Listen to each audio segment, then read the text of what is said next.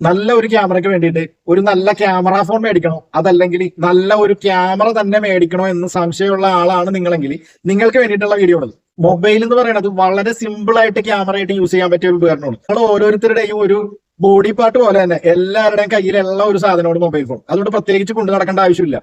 എന്നാൽ ഈ ക്യാമറയുടെ കാര്യത്തിൽ അങ്ങനെയല്ല. ഇതിന്റെ ഷേപ്പും ഇതിന്റെ വെയിറ്റും ഇതിന്റെ സൈസും ഒക്കെ ഇതിനെ ക്യാരി ചെയ്ത് കൊണ്ടുപോകാൻ നല്ല ഒരു ബുദ്ധിമുട്ട് ഉണ്ടാക്കുന്ന ഒരു സാധനമാണ് ക്യാമറ. ഈ ക്യാമറ നമ്മൾ വാങ്ങുമ്പോൾ അതിന്റെ കൂടെ ഒന്നോ രണ്ടോ കിറ്റ് ലെൻസ് ഒക്കെ നമുക്ക് കിട്ടും.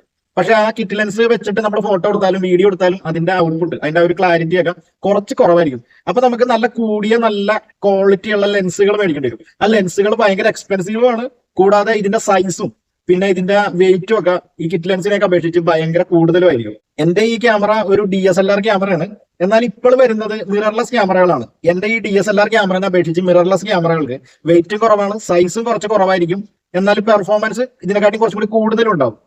പക്ഷെ ഇതിനെക്കാട്ടിയും DSLR-നെക്കാട്ടി കുറച്ചും കൂടെ എക്സ്പെൻസീവ് ആണ് ഈ മിറർലെസ് ക്യാമറകൾ. ഈ പറഞ്ഞാല് അധികം കഷ്ടപ്പെടാനൊന്നും പറ്റൂല. നല്ല ഭംഗിയുള്ള ഒരു ഫോട്ടോ വേണോ അല്ലെങ്കിൽ ഒരു വീഡിയോ വേണമെങ്കിൽ നമ്മളൊരു മൊബൈൽ മേടിക്കണത് തന്നെയാണ് ഏറ്റവും നല്ലത്.